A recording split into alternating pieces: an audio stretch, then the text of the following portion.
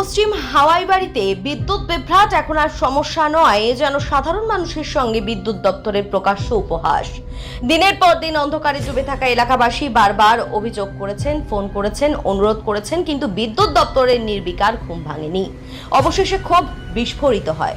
বিক্ষুব্ধ জনতা সরাসরি পৌঁছে যান ত্রিপুরা স্টেট ইলেকট্রিসিটি কোঅপারেশন লিমিটেডের তেলিয়ামুড়া ডিভিশন 1 অফিসে।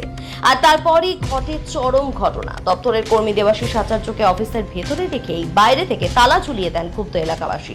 সারা দিন ফোন করতেছি, ফোন রিসিভ করে না, রিসিভই করে না ফোন। তো ইমার্জেন্সি ফোন দিয়ে আমরা কি লাভ? তার সিরা যদি মানুষ মরে দেখা তো তারা যাইতো না, জবাব দেখা। একদম ঠিক। জনতার স্পষ্ট হুঁশিয়ারি, বিদ্যুৎ না এলে তালা খুলবে না। আমরা কারেন্ট যতক্ষণ না পাই আমরা এই জায়গা থেকে তালা খুলব না। অভিযোগ, জরুরি নম্বরে একের পর এক ফোন করেও কোনো সাড়া মেলেনি। সারা দিন ফোন করতেছি, ফোন রিসিভ করে না, রিসিভই করে না ফোন। তো ইমার্জেন্সি ফোন দিয়ে আমরা কি লাভ? তার সিরা যদি মানুষ মরে দেখা তো তারা যাইতো না, জবাব দেখা। বাধ্য হয়ে অফিসে ছুটে গিয়ে মানুষ দেখেন অফিস কার্যত কর্মী শূন্য।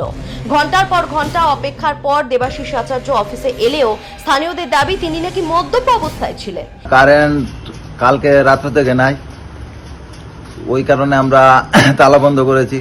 আর ওনাকে যে আমরা এখন তালা বন্ধ করার পরে আপনারা ডাকছেন, কিন্তু আসার মতো অবস্থায় নাই তিনি। কিছুক্ষণ আগে মদ্যপান করে এসেছে, মদ্যপান করে এসে টোটো দিয়ে আমাদের সামনে নামেছে।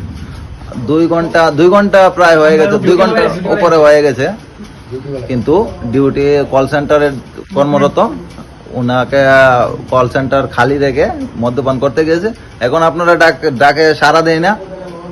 ওনার চেহারার অবস্থা খুব খারাপ হয়ে রয়েছে, আপনারা দেখলেই বুঝতে পারবেন যে উনি মদ্যপান করেছে কি না। ওই কারণে তানে লুকিয়ে রয়েছে। এখানেই শেষ নয়। পশ্চিম হাওয়াইবাড়ির বিদ্যুৎ সমস্যার সমাধানের নামে এলাকায় গিয়ে কাজ ফেলে বড়মুড়া এলাকায় বসে মদ্যপানে মত্ত হওয়ার অভিযোগও তুলেছেন স্থানীয়রা। অর্থাৎ সাধারণ মানুষ অন্ধকারে, আর দপ্তরের কিছু কর্মী নাকি ডিউটির নামে মদের আসরে। এদিকে পুরো ঘটনার খবর পাঠানো হলেও দপ্তরের জুনিয়র ইঞ্জিনিয়ার বিশ্বজিৎ বিশ্বাস নাকি একবারের জন্যও ঘটনাস্থলে আসার প্রয়োজন মনে করেননি।